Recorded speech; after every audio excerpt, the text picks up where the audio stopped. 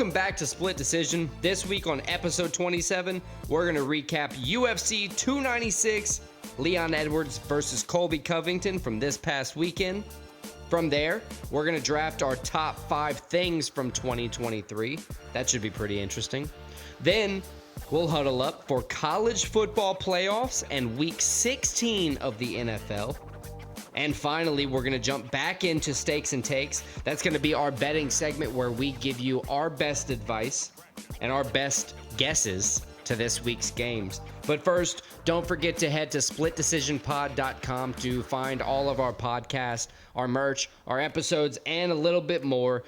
Don't forget, splitdecisionpod.com. All right, let's go.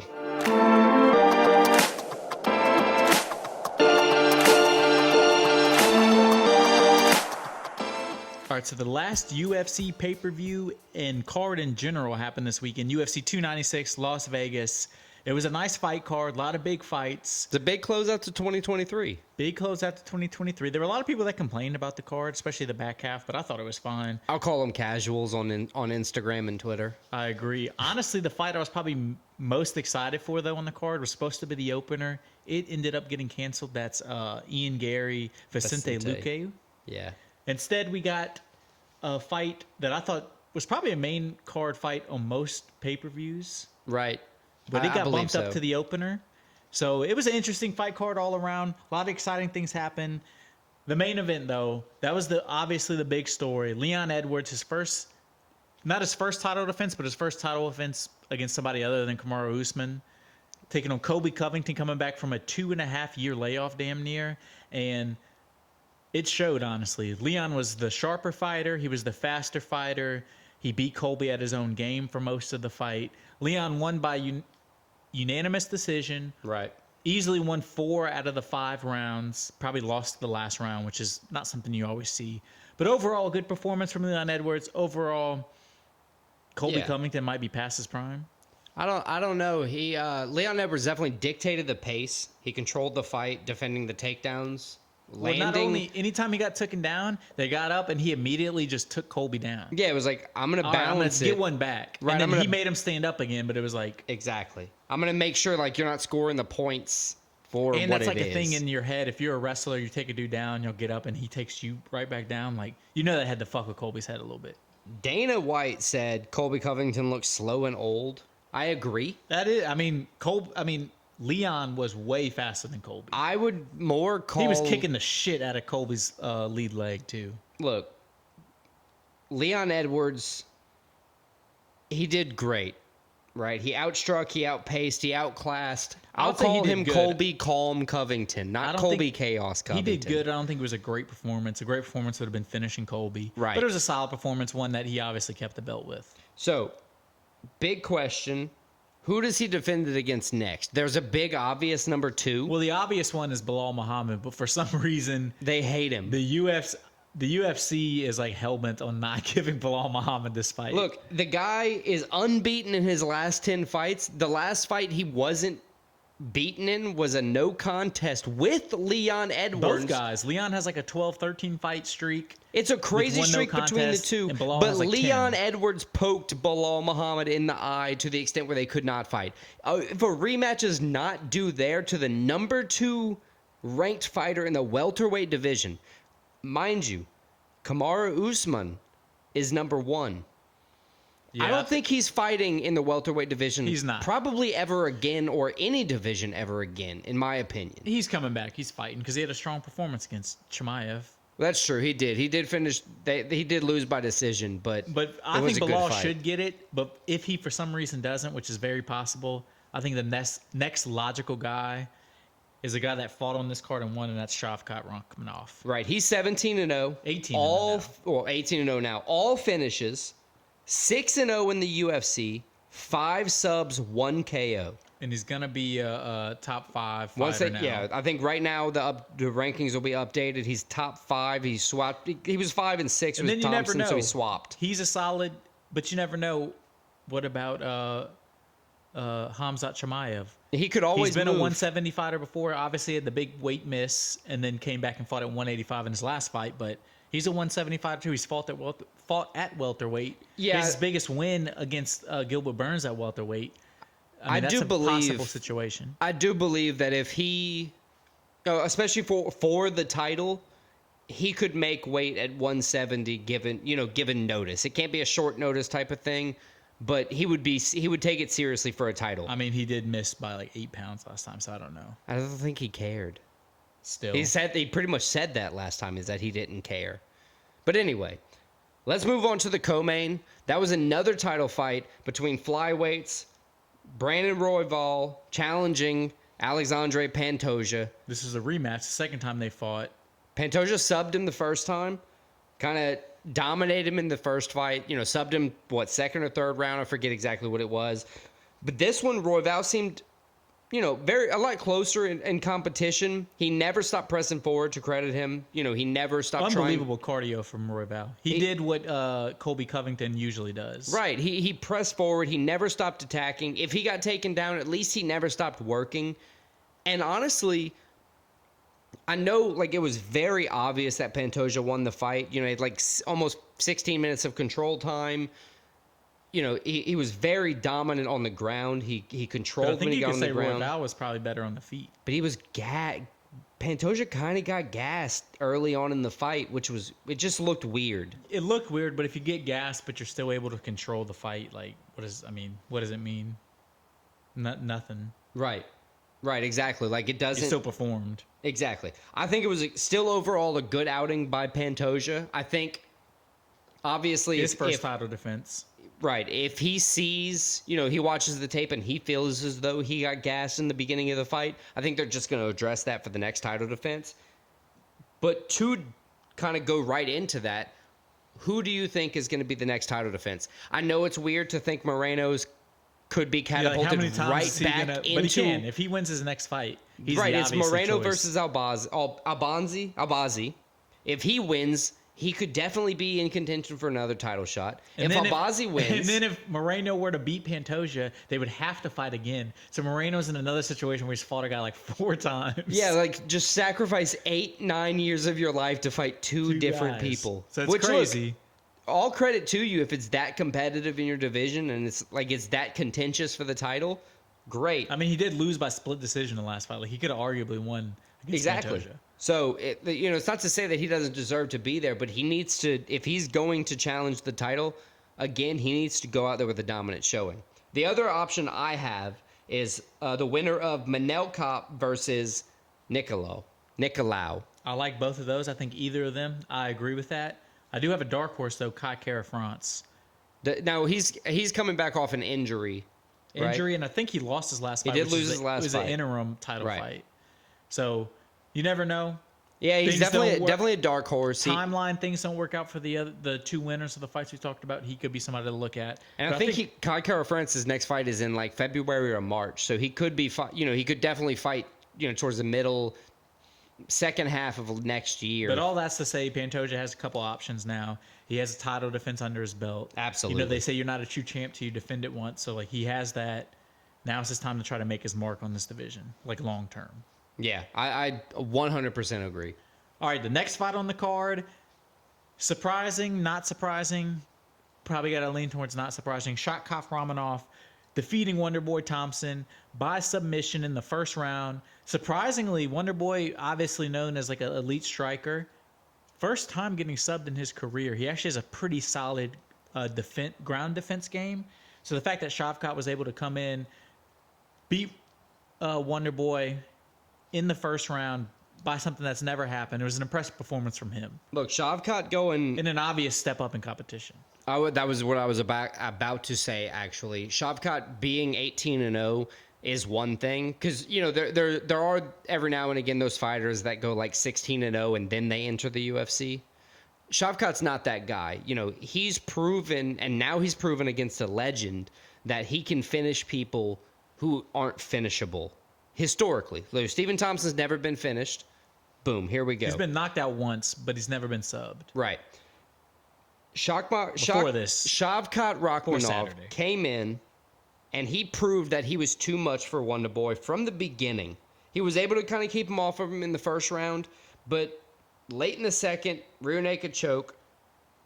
I mean, a perfect finishing rate through 18 professional fights, 6-0 in the UFC, 5 subs, 1 KO.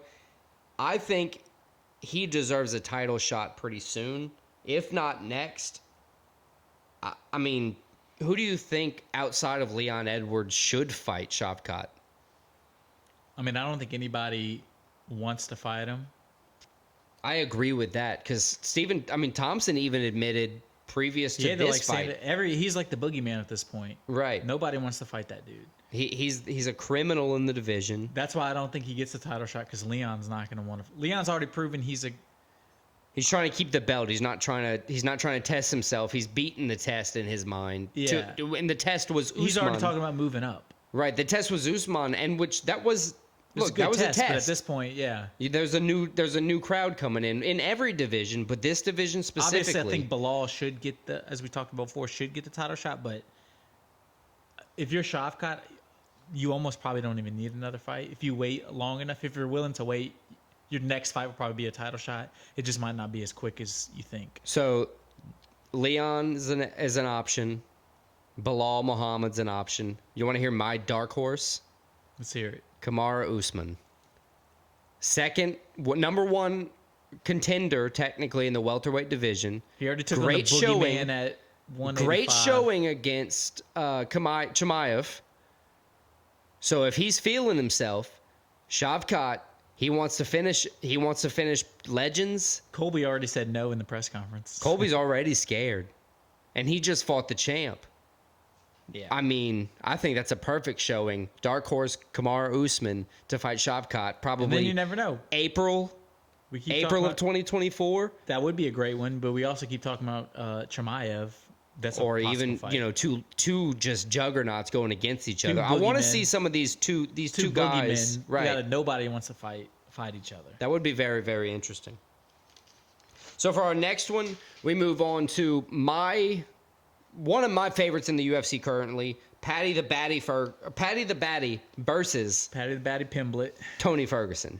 And thank God, as Paddy fans, it's been hard the past year since his last controversial win, which he should have lost. Unanimous decision win over Jared Gordon. And which I know this is we even as fans agree he should have lost. Like we're not the Twitter crooked people or the X crooked people where we're just gonna ride and die on him no matter what. Look, you got to learn from losses. You got to learn from wins every time. I like that he came out. At first, he was saying, I won that fight. But, the past few weeks, he's been yeah, we rewatched the fight. Wasn't my best performance. He didn't say he should have lost, but he pretty much hinted at it. He came in, and I know he fought a dude that's on a 6-fight, now 7-fight losing streak. But he looked impressive. He was good on the feet. He was beating Tony. He was obviously way better than Tony. Right. In this fight. I put a couple things, but think about... I didn't even write as much about the fight, more about the feelings of the fight. Imagine going into a fight, a native in America, right? Beating Tony Ferguson, a UFC American legend, right? With David Goggins in his corner. Yeah, the David Goggins. That was the only reason why I was Tony might do this. Right, dude. And then by the end of it, they had David giving him corner advice. Who's going to carry the boat? No, it's Jesus Tony, Christ. Be your fucking self. You're going to get that. He was giving him shit. Right, at this point, it's throw everything out you can. Well, I think going into the third round, they were all right, this is your time, Goggins. David. You need to... Mr. Goggins, it's time. Yeah, that's what they tried to do. And... honestly, the third round was probably his best round, but he still lost it. But yeah, honestly, I think Pimblett won in all categories, all 3 rounds. Yeah, impressive performance from Pimblett. What's sad is watching Tony's our hero obviously die. Not himself. Even Dana said in the thing, he's I respect him too much to say he should retire, but I don't want to see him fight anymore. Right, I agree. I love Tony Ferguson. The dude owns the longest winning streak in lightweight history right now at 12. And tied. And now the longest losing streak. Tied for the longest losing streak. 7. Yeah, 7 losses. BJ Penn is the only other, and I read on the internet today that they offered BJ Penn an 8th fight, but then he was removed from the UFC due to those things in 2019. Yeah, when he got beat up in a bar, they're you lost that fight? You lost an amateur fight? You're out. So yeah, and then last. I did see a funny thing before we move on. Right. It was It was a meme, and it was talking about Tony Ferguson retiring, and then it had Jake Paul. It said Jake Paul, and it was the meme of the guy looking. He was behind the tree, like peeking out. Oh yeah. I see you. Yeah, I got some money coming. Don't worry about it. Add that knockout on my resume of an old, way past his prime MMA fighter. I could definitely see it. I could definitely see that. All right, so now let's move on to the last fight we're going to cover. This originally was supposed to be a prelim fight, got moved up to the main card. And I'm so happy it was because it unlocked potential for both fighters, honestly. Like, I want to see Bryce Mitchell fight again just to see what's going to happen. Bryce Mitchell, Josh Emmett. But you got to remember the last time, because we've covered Josh Emmett before. Think about the last time we saw Josh Emmett. We were like, oh, it's time to retire. You know, like, he's old, he's 39. Maybe it's time to, hang him up.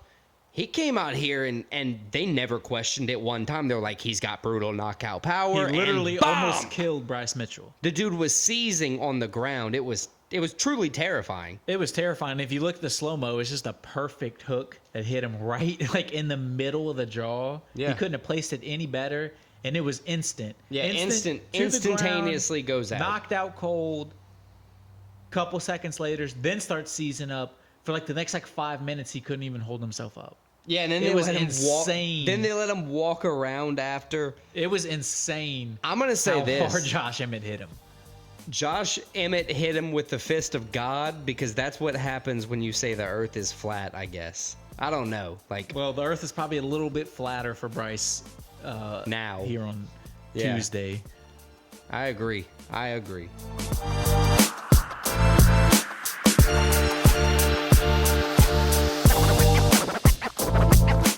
Okay, so to honor the new year, to honor the end of 2023, to honor the past year,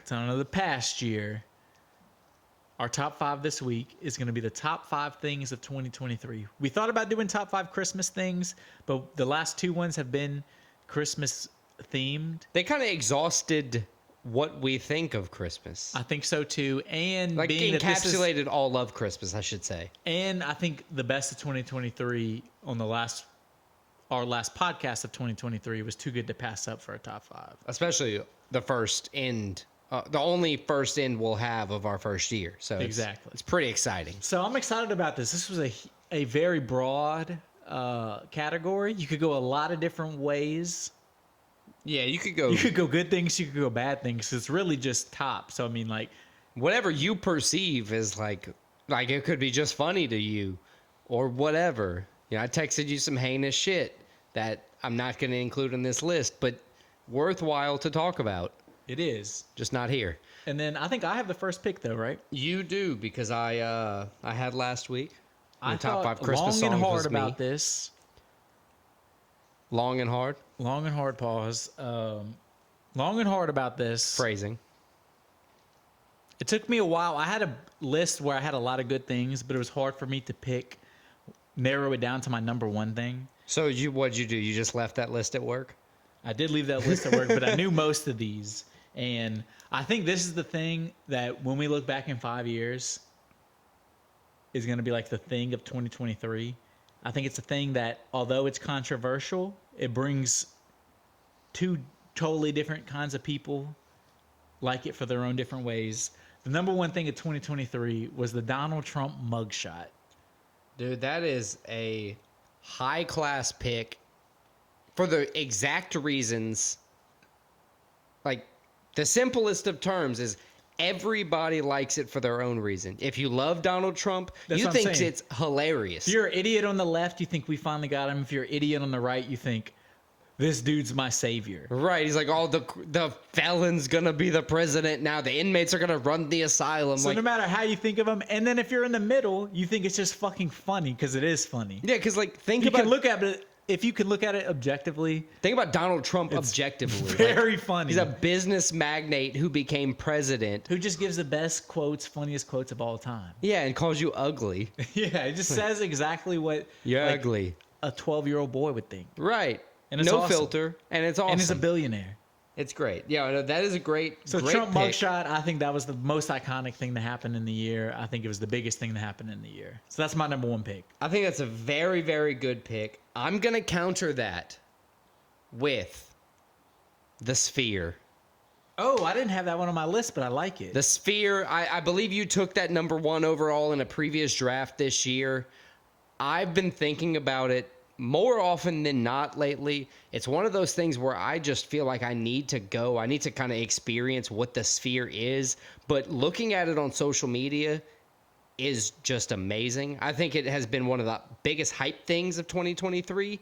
It was awesome. And it's one of the biggest like pull-offs of 2023. You know, it's not a bust. It's a get. It was honestly a story of a positive story that we don't have a lot nowadays. Right. Especially We got to get positivity now and again. It was just you don't even say wholesome, but it was just like, no, this thing's fucking awesome. Right, like, and there's nothing bad about it, and they're willing to do cool things with it. There's nothing controversial about it. The thing's just awesome. Yeah, they changed it to like the eyeball emoji. Like they've done interesting stuff. It's cool on the outside. It's cool on the inside. Much like my first pick can be perceived as controversial. Right. Your second pick is the exact opposite. There's no way the Sphere is controversial. It's just fucking awesome. Yeah, exactly. I love it. My second pick. This isn't the first time we've been introduced to this person. You know, we've known about this person for a very long time. Ooh, I'm interested now. But this person has given football new success, otherwise unheard of success that we just... If you're about to do what I think you're about to do, I'm going to be pissed off. It's just unbridled that this relationship has caused this success in the NFL. It's just caused a lot of hype. It's not what I was picking, but go ahead. I go with Taylor Swift. Okay. For my number 2 pick for top things of 2023. Taylor Swift, she wasn't gone before, but she started the Eras Tour in 2023. Big tour. I mean, she made like $1 billion in profit. She's just literally going crazy. Tickets are off the charts. She's in a relationship with Travis Kelce. So guys like us, which wouldn't normally care about her concert, she's being shoved down our throats. And I don't hate it. Turns out I kind of like her music sometimes. Yeah, she has some bangers. So Taylor Swift, number 2 thing, in my opinion, of 2023. It's not a bad pick. I just don't know if that's you, bro. Maybe not, but I'm going for pandering. Going for clicks, maybe. So your number 2 is Taylor Swift? Well, let me say it better. I'm going for clicks, baby. My number 2 is... Sorry, that's awkward.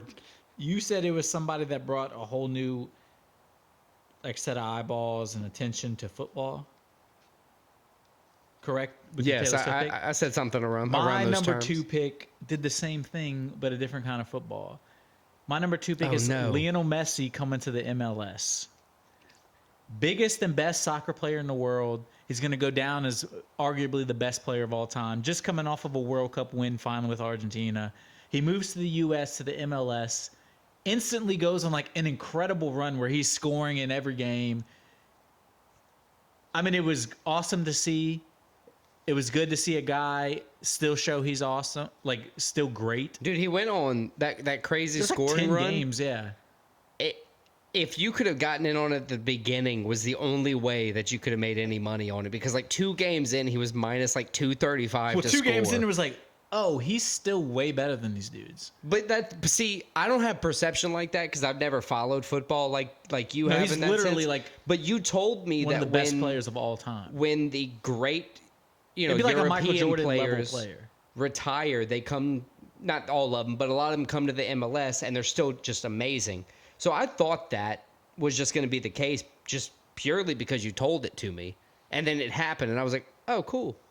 So I wasn't nearly as wow as everybody else was, but I get it now after there was a time for about it. 5 to 6 weeks where it was the top story every time they played. No, it was sold out, because prior to him coming, you could get Miami tickets for $47. Yeah, that was the big thing that kept going around. It was $47 to $4,500. It was just nuts. It was whoa. But then you get to see one of the greats, so it's awesome. Yeah, so my number 2, Lionel Messi, coming to America, coming to the MLS. Now I got my number 3. How are you gonna go though? This is another one. Are you going personal this draft? What are you thinking? Because I got a couple personal picks. I mean, you just got to see what I'm about to pick, bro. That's true. Let's go. My number 3 was, there was a period, it was probably about 2 weeks, where this was by far the biggest thing anybody talked about. Everybody was talking about it. It's right here on my list. I think I know what you're going to My say. number 3 is the submarine incident. Oh, the no. submarine meme. That whole thing into one. That captivated the internet and everybody's attention forever. It really did. It had people like cheering that a dude was dying, or a group of people were dying just because they were rich, which was nuts to see. They were cheering for it. So then they had like the small curve that was just, being like, you got to save them. Little did we know they had been dead for like a week. I mean, really, if you think about it, yeah, it was like right away they died, and then the search went on for like a week. But like, that come to find captivated- out, like, who the director, like Christopher Nolan, had word like It was James Cameron. James Cameron, that's what it was.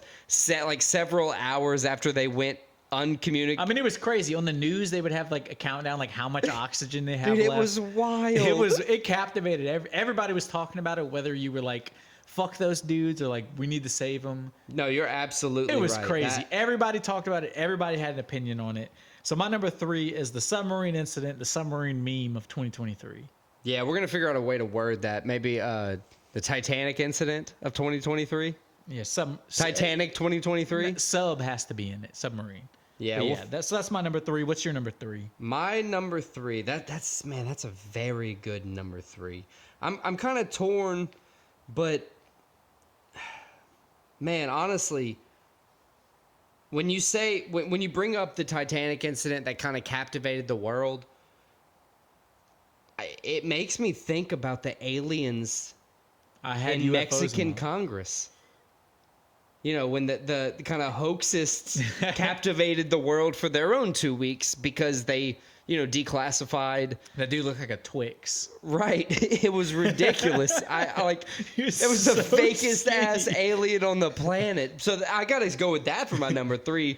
It's not a bad pick. I don't know if it's a number 3 thing, but but it's silly and funny. I mean, I can redeem myself with the number 4 if I have to. That's fine. But the aliens in the Mexican Congress, to me, is just like, it's honestly, obviously that's a bad some look for clay. Mexico. It's like, you know, these people in Congress, but their counter is we let some dude just get railed in the Senate. So yeah, I guess fair play. I'd rather have fake aliens. Backshots 2023 is a big thing.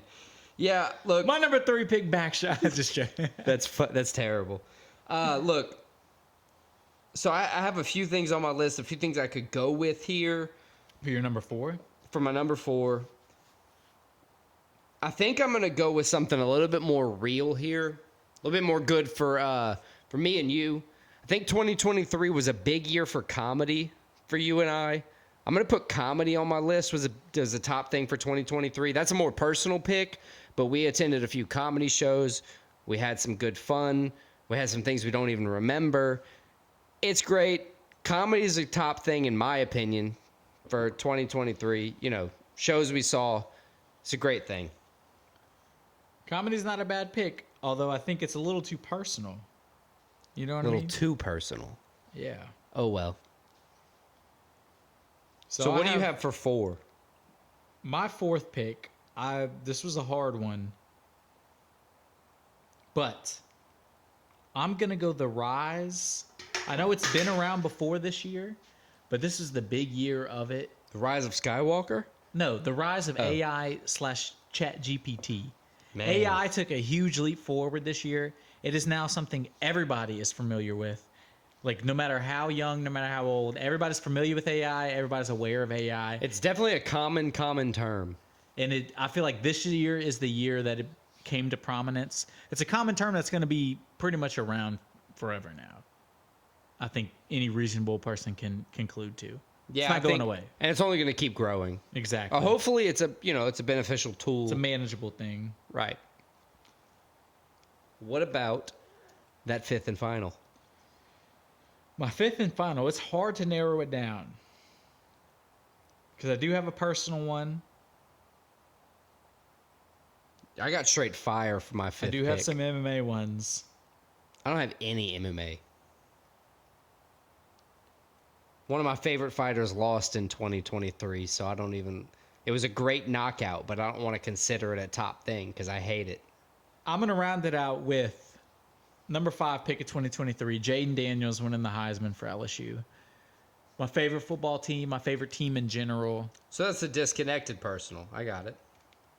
Third Heisman winner in school history, and one of the most storied football programs. That's crazy to me that they've only won 3 in history with how kind of notorious, at least in my perception, LSU has been as a good football program. And 2 of the 3 have been in like the past 5 years. Few years, yeah. That's well, Alabama wild. has like 5, but the first one was in 2011. That's even crazier. Yeah. But have they been also good for kind of forever? They have a way better history than LSU does. Wow. All right. But yeah, so Jaden Daniels winning the Heisman, it was a big deal. I think the Heisman's a big deal, big time award, big prestige. I like that. That's my number 5 pick. I like the Jaden Daniels Heisman. It's kind of a surprise because coming into the season he didn't really have not a shot, but like he wasn't. He was like a top, dark horse to do it. Right. He wasn't a top. He was like 3. a top 20. Right. He was a dark horse. That's a very good way to say it. If you put some money on him preseason, you'd have been like plus 3,500 or something. Yeah, you'd have been paid out here. That would have been great. I don't have the patience for those kind of bets, but so I guess my last pick and the 5th pick for the overall draft. I've been toying with a couple things. I don't know exactly how I want to go with it just yet, but 2023 was good, right? It had, of course, every year has the highs and the lows. They had the Joe Biden dog bites where you couldn't. I thought about that, but the only thing was they started before 2023. Right.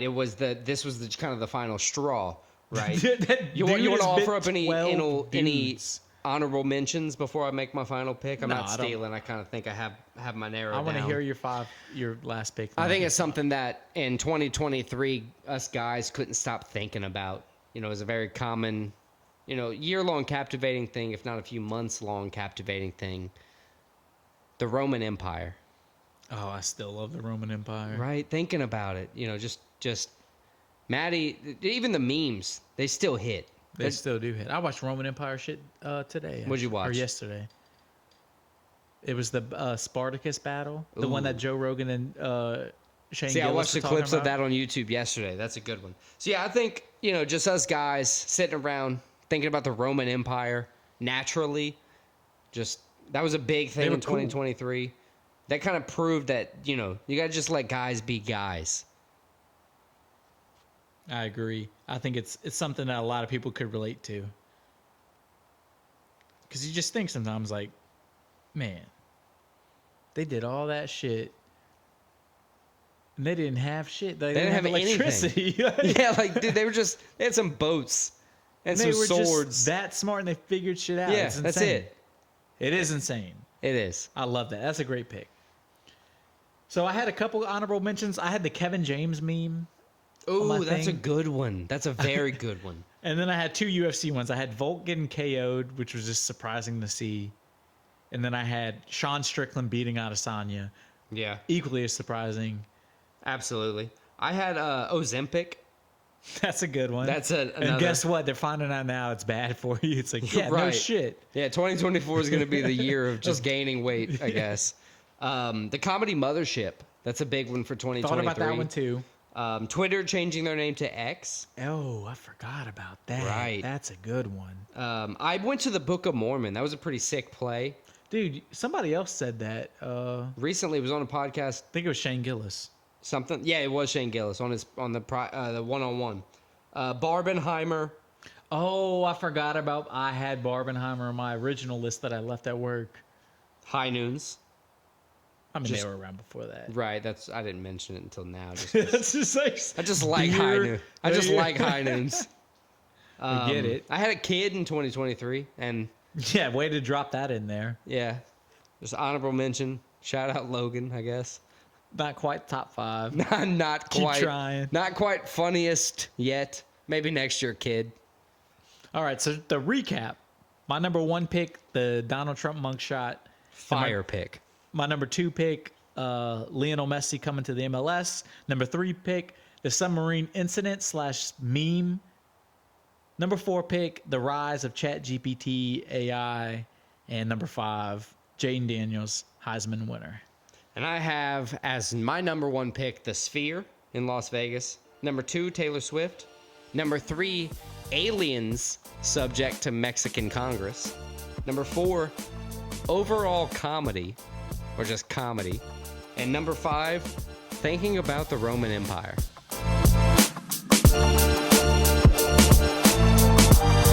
Sit hut.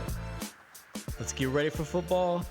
This week, since it's the last week of 2023, and we're not gonna meet again until the college football playoffs happen. We're gonna give you our college football playoff picks, along with week 16 of the NFL. Is that the week? Week 16 in the NFL. I guess you can just call it our halftime break. Halftime break. So that's going to be 10 NFL games, the 2 college games. So let's start with the college football playoffs, biggest games of the year. We're going to start with the Sugar Bowl. The number 3 Texas Longhorns, Big 12 champs, taking on the undefeated, number 2 ranked Washington Huskies, Pac-12 champs. All right, I'm going to go for it here. You ready? Let's hear it. Is Xavier going to prove himself worthy? It's a wide receiver for the Longhorns. I got nothing else, but is Quinn Ewers going to be able to throw it to him?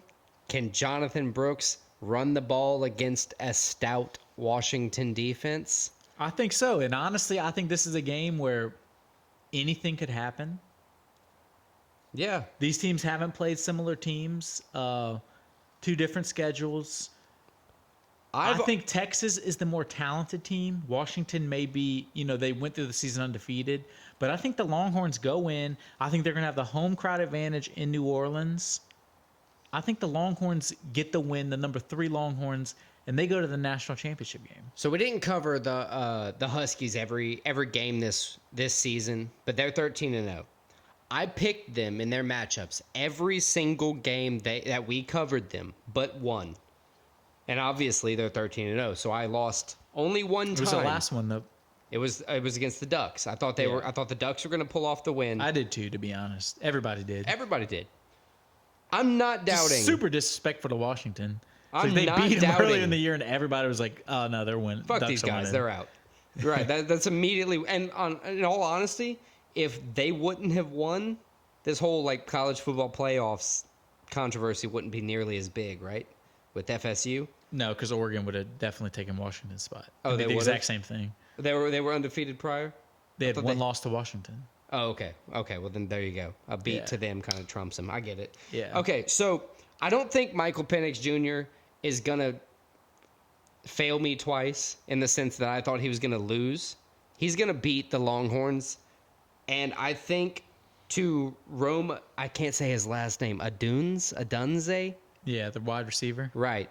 He's been on fire all year. Both teams have a lot of talent on offense. I think it's time to let the big dogs play. Washington Huskies. You get the big dog, big dogs play Washington Huskies. They're going to win. They're going to beat the Longhorns. Kind of steer them up, if you will. There you go. Trying. All right, the next so we're one. opposite on that. Opposite on the first one. Next, we're going to talk about the number 4 Alabama Crimson Tide. They come in 12-1 on the season. SEC champs. Who do they lose to?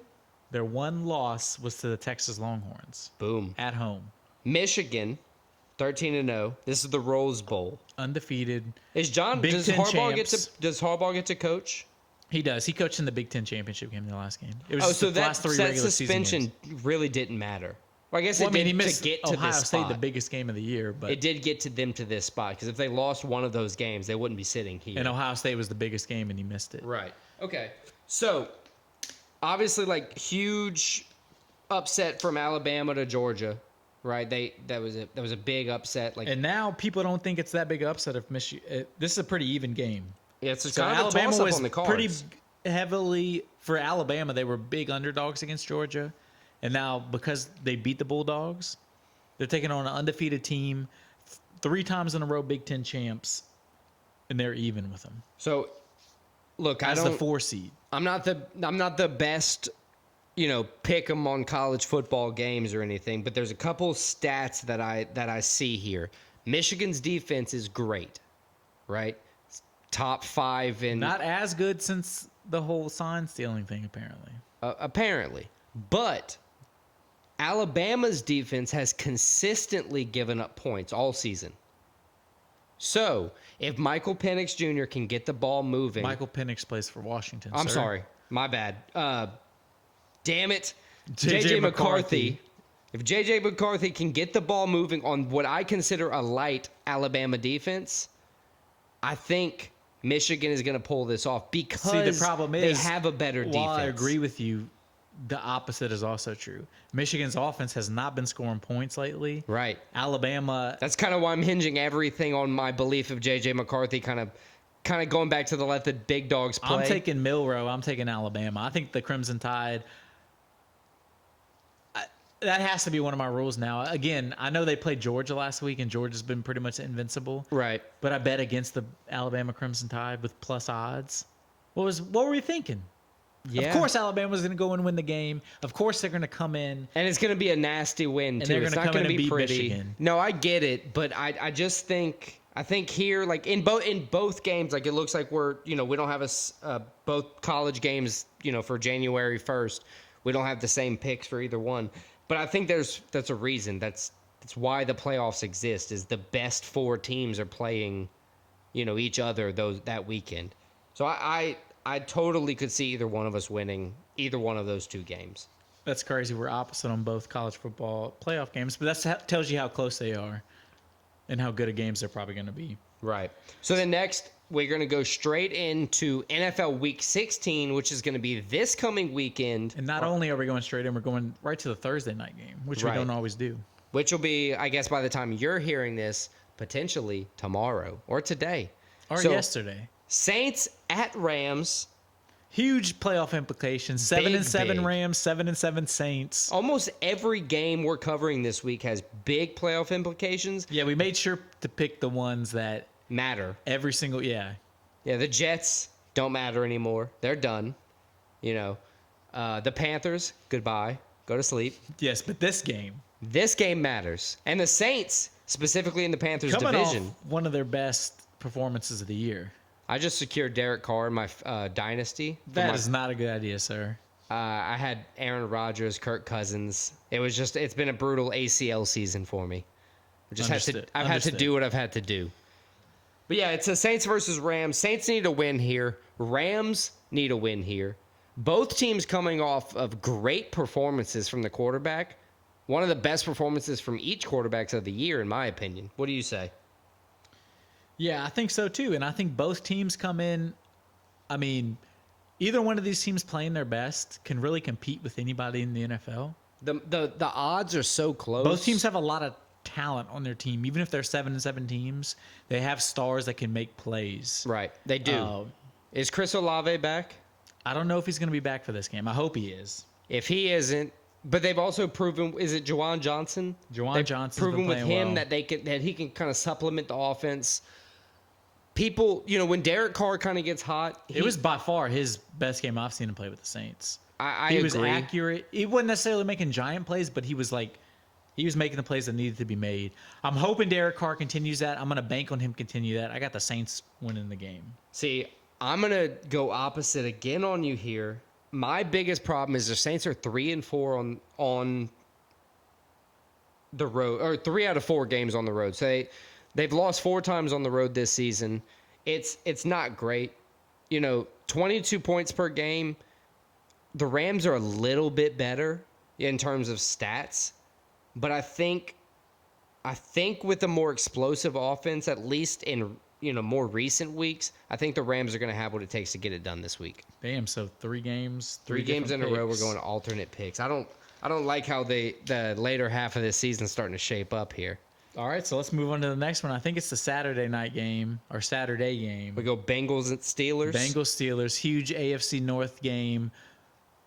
Both teams technically still in the playoffs. Bengals obviously in a better position than the Steelers. Bengals look like a legitimate. It seems they're feisty. Dude, I'm not saying like I could go into the Bengals and play a football game because that's obviously not the case. But it seems like the Bengals might be solid enough where if you put a decent backup. That's what Jake Browning's doing right now. They can just put it together and win games. So what is he, like 3 straight wins? 6th seed in the playoffs currently, holding the second wild card slot. Yeah, everybody thought they were done once Burrow got They can lose 1 game at the current slot, and And the Steelers are on the way cusp. opposite. Like they need to win momentum out. wise, though. Damn near. The Steelers have been playing like dog shit. It looks. I mean, this is probably the worst. I know they're 7-7, I think, but the Steelers 7-7 and 8-6. They are like one of the worst 7-17. Like they should not be. But we have to give overperformed. credit where credit's due. We've had Mitchell Trubisky coming in, Trubisky looks like he doesn't belong in the NFL anymore. and now he's been benched again for, I believe, Mason Rudolph again. He's back. Mason Rudolph is back in the NFL to play for the Steelers.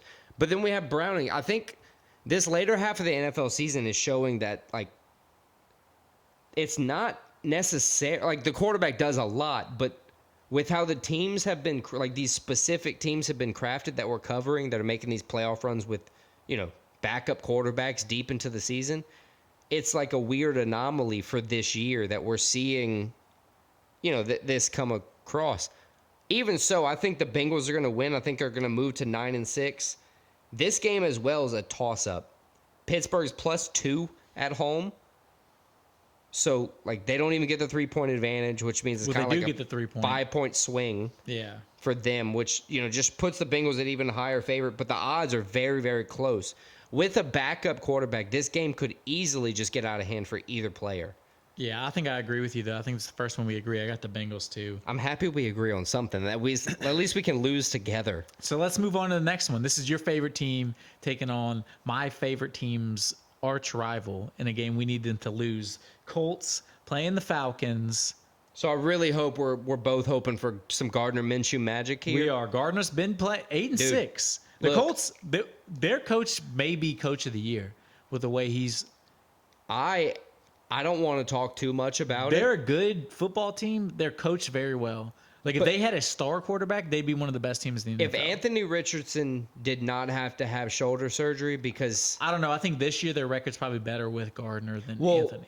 I think it was important to have a worse season with him not hurt. If he was able to play through and learn, I think it's more important that than making a middling playoff run if you can't win the Super Bowl. Yeah, but I think this year it's wide open. Like they could get hot. This year, like I said in the previous game, this year is a straight up anomaly with backup quarterbacks. This is another game. Gardner Minshew in for the rest of the season with Anthony Richardson out. Desmond Ridder has been playing pretty bad for the Falcons. They're 6-8. Falcons are favored by 1 at home. Another toss-up game. Another game with big playoff implications. Honestly, the Jags are still in it. The Texans are still in it. The Titans are like 2 games out with 3 games left in the season. So if things go crazy, anybody in that division can still win. Like every single they're team. tied with the Jags. Yeah, like they're 1 behind the Jags. They're 1 ahead of the Texans. But the Jags lead in the division because of the divisional record. So they need the Jags to lose is what ultimately needs to happen. I think the Colts have what it takes to beat the Falcons. I think the Falcons have kind of hung it up. I think they're done for the season.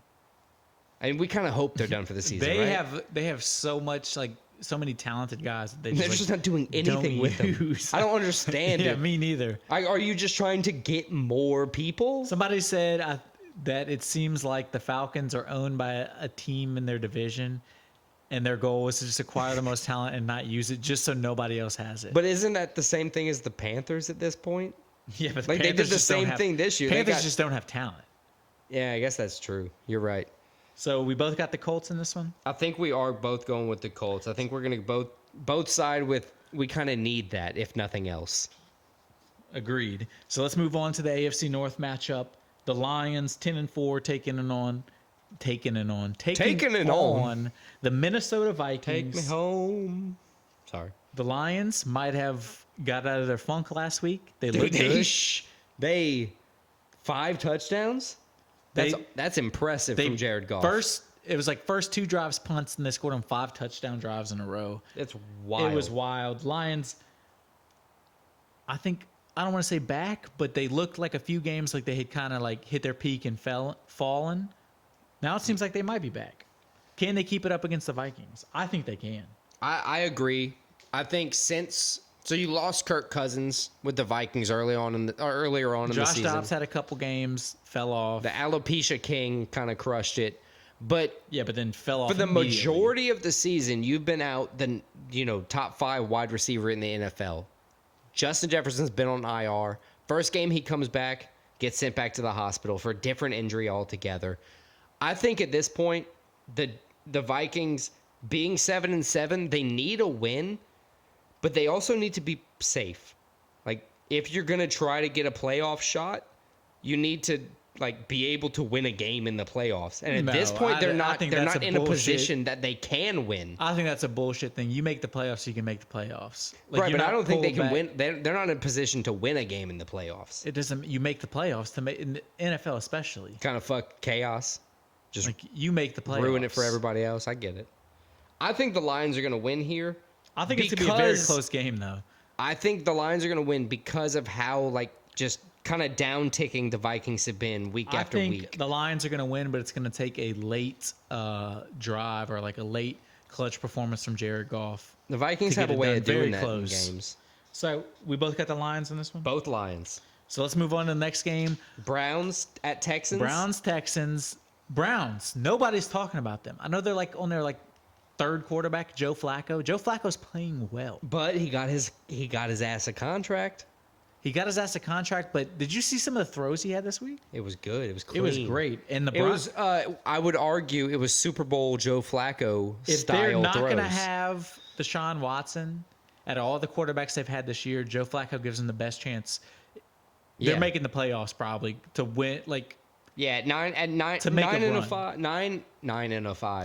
9-5 overall.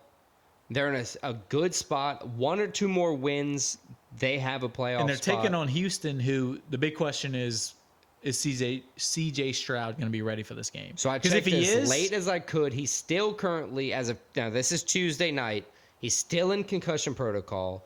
It's not to say that he can't get out of it by Sunday, but they're taking, more security. They're making sure that these guys are cleared to play well before. Which is what they should be. And because of that, I was originally going to take the Texans thinking he was going to play. I'm going to switch it. I'm taking the Browns. I think, especially if CJ Stroud doesn't play, Joe Flacco has these guys playing well. He's a vet. This is the season of the backups, dude. I got the Browns winning the game. I think there's going to be a surprise. If it's not the 49ers, I think there's going to be a surprise, backup quarterback win the Super Bowl this year. Something ridiculous. Some chaos happen. I also have the Browns winning. Just because I believe that Flacco is... the Browns are already good. They've been building. That's why they spent the money on Deshaun Watson. But then they got kind of a sleeper, if you will, in Joe Flacco. Give him some time, build with the practice squad, get him associated with everybody, let him loose. He's a vet. He can pull it off. I think Browns. You think Browns. We think the same on that one as well. Nice. All right, so another game now we're going to take a look at. It's another team you need to lose. Plus another team you need to lose. So it's not the same. But it's what if they tie? If they tie, does that help us both? Or does that actually hurt us? A win's both? not a win, if you understood that. Right, I get it. Even though I don't get it. But it's the Jags, the Jacksonville Jaguars, 3 losses in a row, 8-6, taking on the 7-7 Tampa Bay Buccaneers in Tampa, the battle of North Florida, really. Yeah.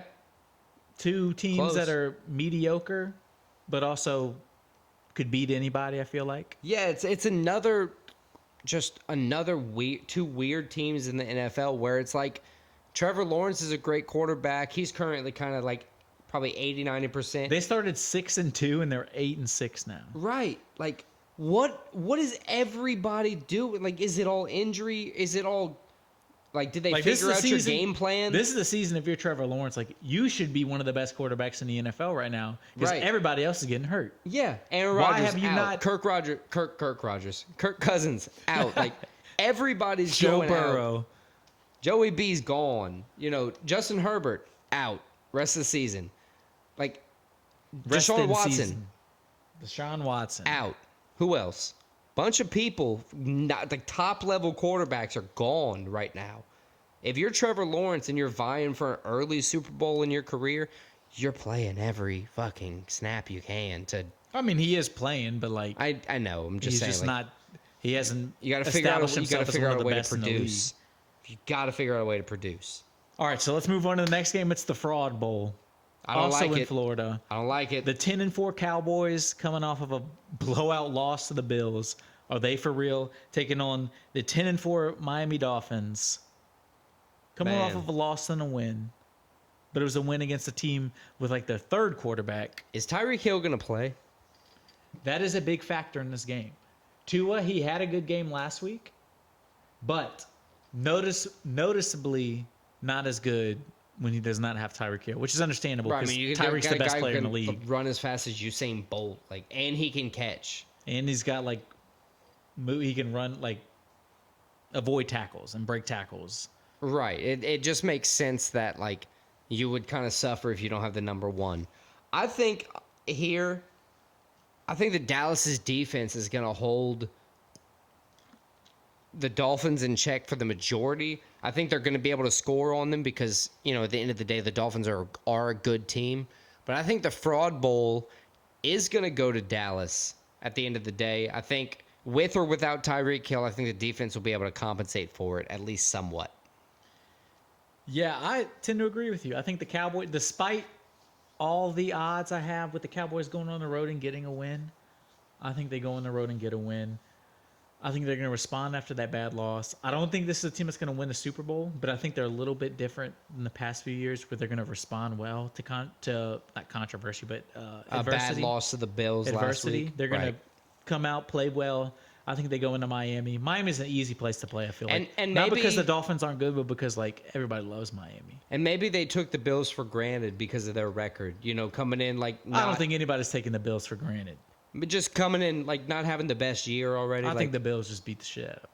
Maybe. We'll see. I guess. But I got the Cowboys in this one too. Oh, so we're picking the same way. That's good to know. So let's move on now. AFC West matchup. The Kansas City Chiefs. The formerly named Oakland Raiders, Las Vegas Raiders. 10-point swing. The Chiefs and That's the a big Raiders are one. coming off of a 63-21 win. They were up like 42-0 at halftime. Yeah, and it they're was 10-point wild. underdogs. Chargers, not Chiefs. Raiders and Chargers. You said Chiefs again. No No, worries. it's Raiders and Chiefs. The Raiders are playing the Chiefs. Oh, yeah. The Raiders played You're the right. Chargers last week and beat them 63-21. Yeah, that's what. Yeah, 63-21. That's wild. Absolutely wild. 42-0 at halftime. And Ain't the no Raiders count come in through 4 after touchdowns. that. After that, they're minus 10 underdogs. Yeah. Their next game. I know the Chiefs are good, but the Chiefs haven't been the Chiefin' lately. Is this a team like with the Raiders that can cover that 10-point spread? That's exactly what I was about to say. I think they're a team that covers that 10-point spread, but I think they lose the game. I think the Chiefs, just the experience and who they have, this is nut-cutting time for them. They proved last week. Might not be pretty, but they're going to go in and get a win.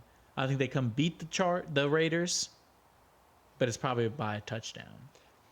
I think this is like wild, but do you think if Kadarius Toney's in the game, do you think the Chiefs lose? Somebody said a good point. They're like, when the Chiefs go to the playoffs and they inevitably lose because of a Kadarius Toney fuck up, they can only blame themselves at this point. Yeah, it's not his Because fault. how many times is this going to happen? It's not his fault. It's the old George Bush thing. Blame me once, shame on you. Blame me once, or Blame me twice, shame on me. shame on me. Blame me like 3 the times. third or eighth Yeah, you're time. gonna blame me a 3rd time. Yeah, no, I get it. I pick the Kansas City Chiefs beating the Raiders. I got the Chiefs too, but you made me nervous mentioning Kadarius Toney. I feel like he's gonna fuck He's gonna find a way to fuck game. it up. Yeah, I think so as well. But you know what's crazy is we say that, but last year he was like their key player in the Super Bowl. Speaking of fuck ups, we're gonna move on to the Eagles at home. They fucked up against They've the lost Giants. 2 games in a row, 3 in a row. 3 in a row, but their last one was especially bad to the Seahawks. Dude, you To lose Drew to Lock and the Drew Seahawks. Lock. You don't look. Losing to Geno Smith is one thing. Losing to Drew Lock, replacing Geno Smith, is like unsurmountably worse. When you have a play that they are currently reviewing as illegal or not, and are pending decision in the offseason. on a fourth down situation, and you can guarantee yourself a minimum of 3 yards a play, and you're losing games by 3 points, throwing interceptions with time on the clock. Yeah, but then they're coming out playing the Giants, who just got blown out by the Saints. So it's like, So I don't know what's going to happen. I honestly think coming in that the Giants are going to cover the 11.5-point spread. yeah, I Tommy agree with DeVito is that. going to have that hype behind him, acting like a spicy meatball. I don't know. It's just, that's all I can think about. I got Eagles by 8. I got Eagles by 8 too. I like that, actually. I'm going to pick that. Eagles by 8. Let me write that down. Now let's move on to Christmas night, and they saved maybe the best regular season game of the year for Christmas night, which is crazy. Listen, put me around the family. Let me have the best game of the season. The top, in my opinion, the top 2 teams in the NFL right now. One in the AFC, one in the NFC. The Baltimore Ravens visiting the San Francisco 49ers. When healthy, the best team in the NFL. And the Ravens might have something to say about that. We'll see. Both these teams, best team in the AFC and the Ravens, best team in the NFC, the Niners.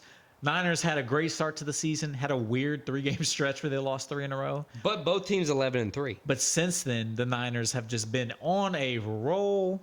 This team is so good. Brock Purdy. I mean, you can't even say he's overrated at this point now. It's like, no, he's just.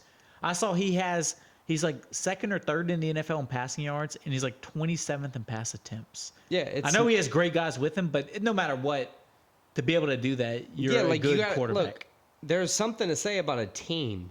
Like, it's not out here to be an individual sport. You can't argue with the guy if he has a good team around him. Yeah, that's what I don't understand. They try to hold it against him because you have Brandon Ayuk and Christian McCaffrey. Debo Samuel. And they were still good with Raheem Mostert. Well, Raheem Mostert leads the league in touchdowns right now. Right. Like, you can't say he's Dolphins. over here being a piece of shit at the Dolphins. No, he's killing it. Christian McCaffrey is just a great back. He's versatile. Debo Samuel, Ayuk, Kittle, the line. Yeah, but they just hold defense. it against him because they just hold it against Brock Purdy because people try to say he's great, which I think he is great. I think he is and has very good potential in the NFL. I think, and I've said this several times, I'll say it again, when not injured, the 49ers are the best team in the NFL this season. I agree with you. And they will be winning the Super Bowl if they can continue this trend. Now, this is a rematch of a Super Bowl a few years ago, the Harbaugh Bowl. It went to the Ravens, right? The Ravens won. Right. It was when it was in New Orleans and the lights went out. Yep, that was okay. I was trying to think of why I remembered it. Kaepernick starting quarterback for the 49ers. And that was kind of the last time he was relevant. Well, I wouldn't say relevant. Well, relevant football-wise. in playing, right. But this is the game of the year before we get off subject. Right. Let's not go too far down that rabbit hole. I got the 49ers. I think these are 2 great teams. I think the Niners win a close game. I think Brock Purdy, while Lamar Jackson definitely more dynamic, bigger playmaker, Brock Purdy's not going to lose the game for the Niners. I 100% agree. I think the 49ers are going to come out. I think it will be a good game back and forth, but I think the Niners will have what it takes to win the game.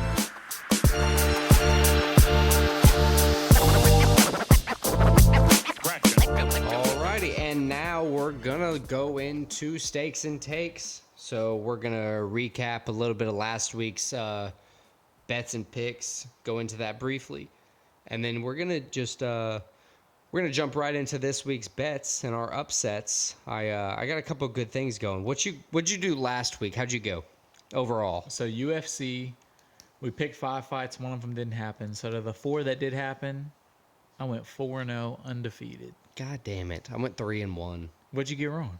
Colby Covington. Yeah, of course you got that one wrong, dumbass. To win the welterweight title. I thought he was gonna. I don't have to explain myself. I lost. NFL, how'd you do? NFL, so we picked 10 games last week. 10 games. So I went 6-4, so not the worst. Over 500, not the best though. I went 6-4 too. I think we went 6-4 different ways. Yeah, I had the Broncos, which was wrong. Obviously, they lost. I had the Packers, loss. Bears, loss. Eagles lost. And then Eagles, loss.